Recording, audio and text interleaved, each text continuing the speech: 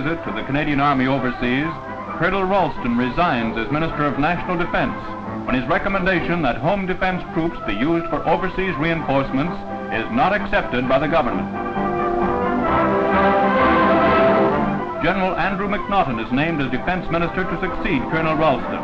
On assuming the appointment, General McNaughton states, I hope that I have made clear the advice I offer to the people of Canada as to the action which should be taken in respect to what I believe are the two most urgent matters requiring attention. I refer to the need to increase the flow of guns and shells to the fighting front, and to the need to ensure that the units in the field shall not lack for reinforcements. As regards the supply of shells, I particularly appeal to the women of Canada to come forward and take their places in the factory.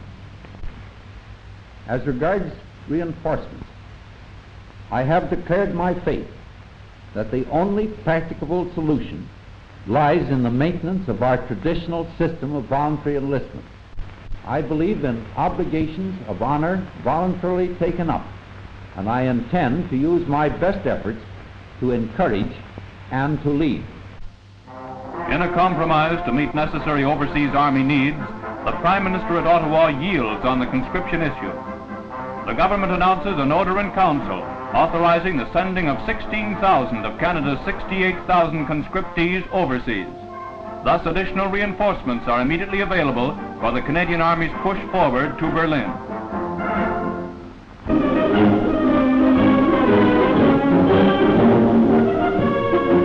At England's Royal Military College O.C.T.U, Major General Montague of CMHQ presides at a graduation of officer cadets. Interested spectators of the proceedings are convalescent Canadians from Belgian battlefields. The General inspects British, Canadian, and New Zealand cadets who receive their last workout before graduating as commissioned officers. A Guards Regiment band leads the march past. Months of rigorous training in the art of war by the hand-picked few are rewarded by commissions. Friends proudly watch the ceremonies as the cadets swing by in true Guards style. The Sam Brown belt, symbolical of the most outstanding soldierly qualities, goes to a New Zealander, the senior cadet of the graduating class. Soon the Blanco and the Polish will give place to mud and mortars as the young leaders take their places in the drive into Germany. Then they will put into practice the principles learned the hard way during their stay at O.C.T.U.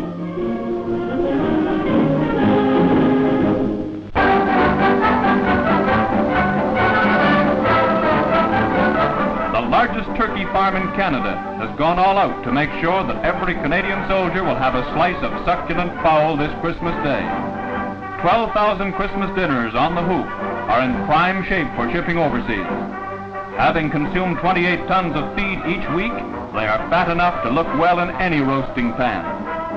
You can get your mouth set for the wishbone of a prize gobbler full of stuffing. Yum, yum.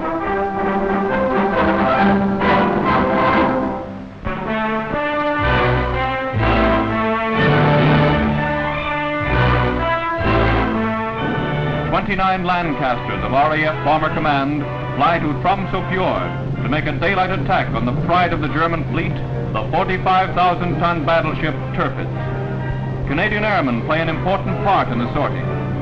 Through openings in the clouds, the great ship is spotted far below. She opens fire as our planes are sighted.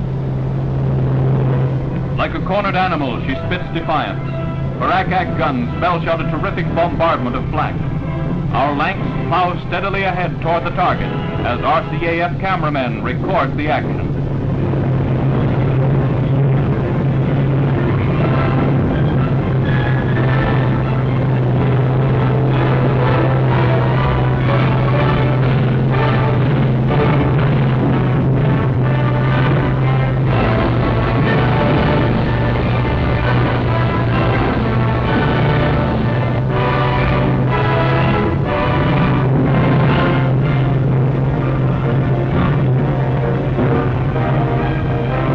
Catching the Tirpitz in the open, 12,000-pound earthquake bombs are released directly over the skulking giant.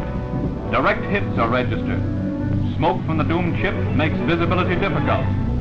Earthquakes continue to pour down, finally capsizing her. Thus Finis is written to the pride of the German Navy. Unsinkable, they called her, but her capsized hulk is proof of another myth of invincibility, exploded by the might of the decadent democracy.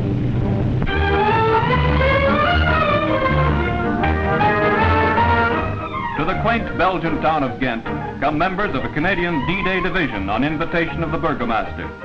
The town is theirs, even if they have to queue for it. With plenty of ice cream on the list, Little Miss Belgium is an ardent collaborator. So you want a pub? Well, you turn left, then right.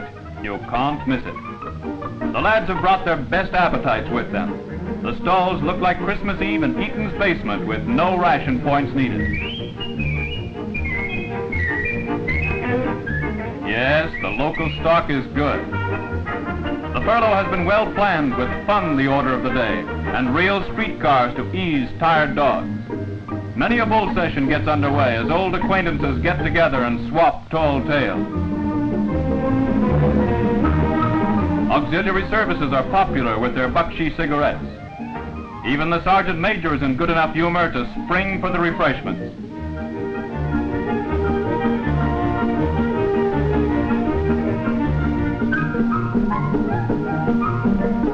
The Canucks reluctantly say cheerio to their friends of Ghent.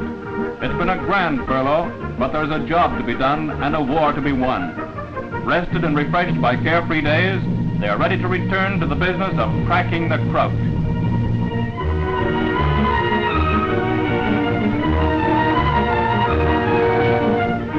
Carrying with him pleasant memories, Johnny Canuck hopes his next leave will be spent in Berlin or at home.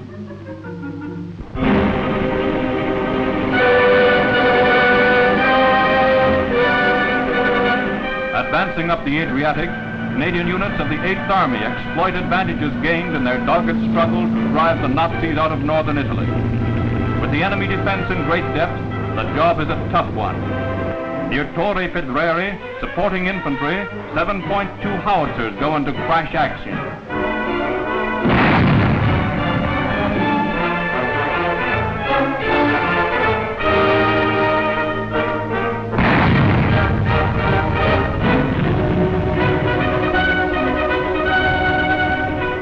With the enemy pinning down our troops from close range with a mortar barrage, battery signalers transmit fire orders for counter-mortar fire.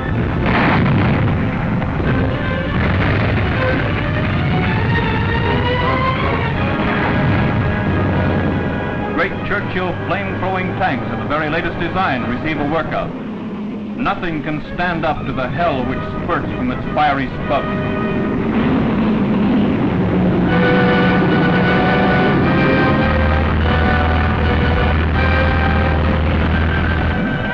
As Canadian units move on Cesena, a terrific mortar duel takes place. Mortar crews work overtime to pour a deadly stream of lead into stubbornly resisting Germans.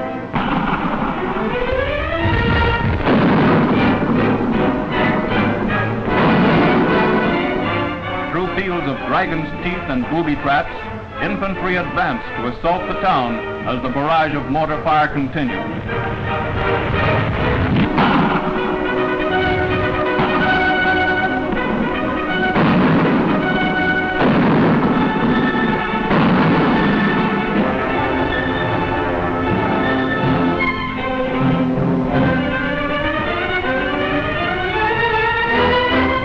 Jerry mortars set fire to an oil tank in a sugar factory. Even after Cesena has been entered, the enemy barrage keeps up from strong defensive points across the Savio River to the west of the city. Battered streets echo to the rumbling of tanks and trucks. There is only time for a breather before pushing on to clear the next objective.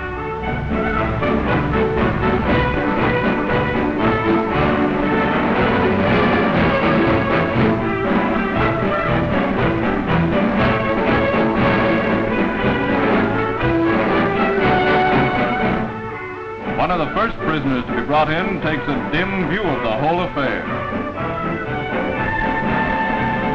Whether he is on strength of a Jerry cookhouse or a Canadian prisoner, is only potential pork chops.